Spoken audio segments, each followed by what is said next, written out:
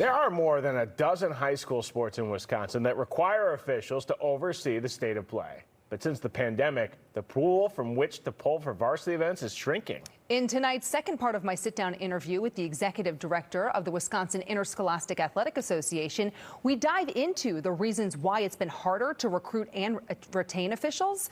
But first, we discuss a first for Wisconsin youth sports, the creation of a special student-athlete leadership team that will give students something they haven't had before. What inspired its creation? We think it is time for the student voice to be heard. Not only do we think it will benefit us to help us do our jobs better, because ultimately that's who we serve, is the students. We also are really excited about the opportunities that the students are going to be exposed to. What sort of roles and responsibilities will these student leaders have? It'll be a little bit of everything. They will have significant roles at our state championships. We're going to assign them to different duties, again, to expose them to different parts of the sports industry. But also they're going to be a voice. They're going to be a voice for their peers. And we'll bring them to the area meetings in the fall, which we go around the state and meet with school leaders, and we'll have them give some presentations. What a great experience for all of the kids that are going to be involved in this.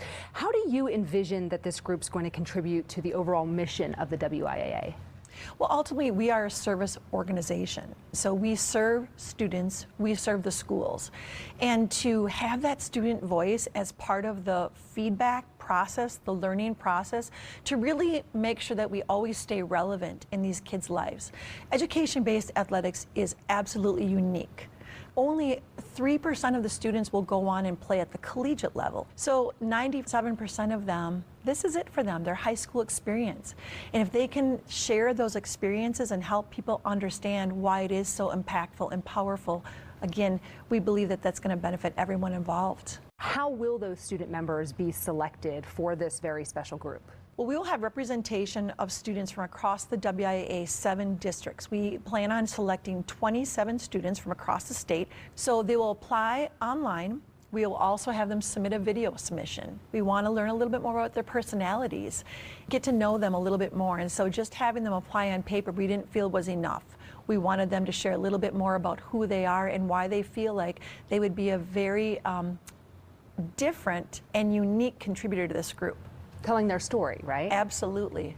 Let's kind of move on here and talk about the recruiting and retaining of sports officials, because I know that there's been a shortage of qualified sports officials, and that's been a growing concern. How does the shortage impact the overall quality and integrity of high school sports competitions in the state? The impact has been significant, and the pandemic really heightened that for everyone. And so the overall numbers really dropped. And that has impacted our schools. It's created a scheduling challenge. Now, the positive thing that we have seen since the pandemic is that our numbers at the WIAA are back up to the pre-pandemic levels. That's encouraging, but it's also a little bit deceiving. I want to explain that. Part of our recruitment has been to work with our high schools to develop high school student licensing classes. So our numbers of licensed high school students has grown exponentially since the pandemic. So our numbers overall are back up, but our overall number of varsity level officials is still down. Have there been any notable instances where the shortage of officials has significantly disrupted or affected the scheduled events? You know, I would say that a local athletic director would probably answer that question, yes.